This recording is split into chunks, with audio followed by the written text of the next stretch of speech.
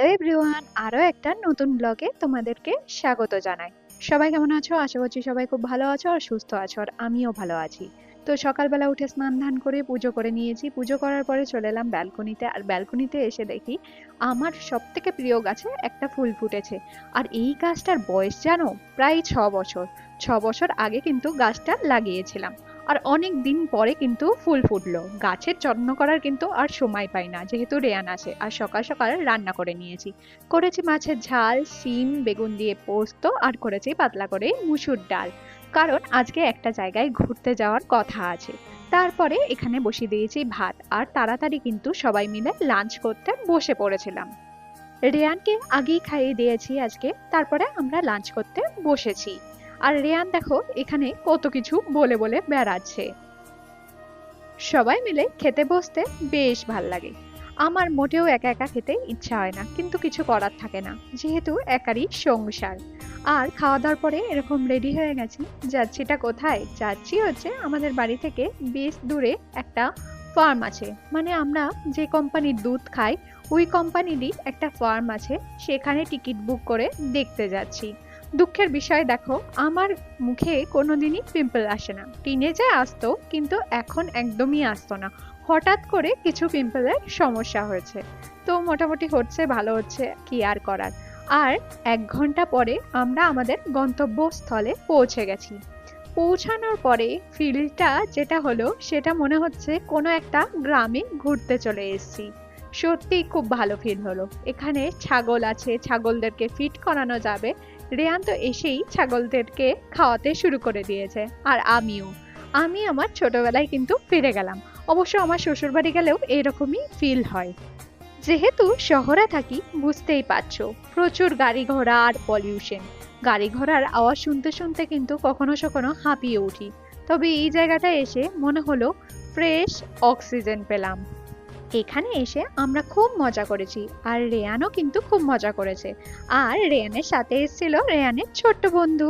ওকে তো তোমরা আগেই আমার ভিডিওতে দেখেছো। আমরা যেখানেই যাই সবাই মিলে একসাথে যাই। কোথাও গেলে একসাথে যাওয়ার মজাটাই আলাদা। আর এই যে দেখছো গাছের উপরে বাবুই পাখির বাসা, যেটা এখন দেখাই যায় না। এই যে দেখতে পাচ্ছো বাচ্চা কাচ্চা ছাগলদেরকে খাওয়াতে ব্যস্ত আছে, ওরা তো ভীষণই খুশি হয়েছে। আমাদের এখানে আসতে টিকিট লেগেছে পার হেড 100 টাকা। তবে হাসির বিষয় কি জানো, আমরা ছোটবেলায় ছাগল গরু এমনিই দেখতে পেতাম, কিন্তু এদের ছোটবেলায় দেখো টিকিট কেটে ছাগল গরু দেখতে আসতে হচ্ছে। যাই হোক, তবে এখানে এসে সত্যি মাইন্ডটা ভীষণই ফ্রেশ হয়ে গেছিল। এই যে আসল জিনিস গরু, এখানে কিন্তু প্রচুর গরু আছে। যেহেতু এটা মিল্কের ফ্যাক্টরি, সেই জন্য গরু তো থাকতেই হয়। তবে এরা কি করে জানো তো, গ্রাম থেকে গরুর দুধ কালেক্ট করে নিয়ে আসে। তারপরেই কিন্তু ওদের ল্যাবে টেস্ট করে ওরা সবাইকে সাপ্লাই দেয়। এখানে তাছাড়া পনির, ঘি পাওয়া যায়। আবার এখানে দেখো দুধ দোয়ানোরও কিন্তু ব্যবস্থা আছে। আমি কিন্তু ভয়ে যাইনি, যেহেতু আমার কোনোদিন এক্সপিরিয়েন্স নেই, যদিও পাটা বেঁধে রেখেছিল। তারপরে এরকম ওরা আমাদেরকে একটা ট্রাক্টরের ওপরে চাপায়। ট্রাক্টরে ওঠার এক্সপিরিয়েন্সটা সত্যি খুব ভালো হয়েছে। কোনোদিন ট্রাক্টরে আগে চাপিনি, এই প্রথমবার চাপলাম। মাঠের আলের মধ্যে দিয়ে ঘোরাচ্ছিল, যেটা কিন্তু সত্যি খুব ভালো এক্সপিরিয়েন্স ছিল। ওদের ফার্মটা কতটা বড় সেটা কিন্তু ট্রাক্টরে করেই দেখাচ্ছিল। যেহেতু দুপুরবেলা ছিল, সেই জন্য রোদের কিন্তু ভীষণই জোর ছিল। সেই জন্য একটু অসুবিধাই হচ্ছিল, কিন্তু রেয়ান ভীষণই আনন্দ করেছে। আসলে রেয়ানের খোলামেলা ভীষণই পছন্দ, স্পেশালি এই সব। ওরা আমাদেরকে 10 মিনিট মতন ট্রাক্টরে করে ঘোরায়, মানে ওদের ফার্মের এরিয়াটা ঘুরিয়ে দেখায়। কখনো কখনো মনে হচ্ছিল ট্রাক্টরটা হয়তো উল্টেই যাবে, যেহেতু রাস্তা নেই, যেহেতু আলের মাঝখান দিয়ে নিয়ে যাচ্ছিল। আর এখানে নিয়ে আসে, আর এখানে এরকম একটা ঝুলা দেখতে পেয়ে আমি তো ঝুলাই বসেই পড়ি। আমার দোলনায় চাপতে ভীষণই ভালো লাগে। তারপরে দেখতে পেলাম এরকম খড়ের গাদা, আর খড়ের গাদায় ফটো তুলতে কিন্তু বসে পড়েছি।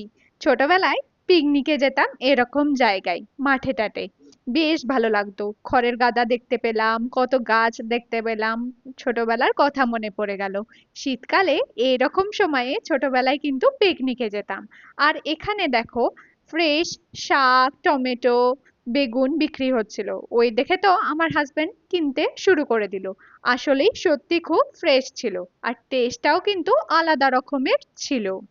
আমাদের সিটিতে যে ধনেপাতা পাওয়া যায় সেগুলো জানো তো কোনো টেস্টই নেই, সারা বছরই পাওয়া যায়। তবে এখান থেকে যেগুলো নিয়ে গেলাম সেগুলোর টেস্ট অসাধারণ, মানে গন্ধটা আমাদের শীতকালে যে বাড়িতে ধনেপাতা ওঠে ঠিক ওই রকম। আর এই যে দেখছো, এটা ওরা চাষ করে, এটাকে কি বলে আমি ঠিক বলতে পারবো না। এটাই কিন্তু গরুকে খাওয়ায়। তারপরে চলে এসেছিলাম মিল্কের ফ্যাক্টরি। আমি তোমাদেরকে বাইরে থেকে দেখাচ্ছি, ভিতরে আমাদের দেখানো হয় দুধ কিভাবে টেস্ট করা হয়, তারপর প্যাকেট করা হয়। সত্যি কথা বলতে আমাদের নতুন ধরনেরই এক্সপিরিয়েন্স হলো। তারপরে চলে এসেছিলাম ওদের ওপেন এয়ার কিচেনে, যেখানে এরকম পনির টিক্কা দেওয়া হচ্ছিল।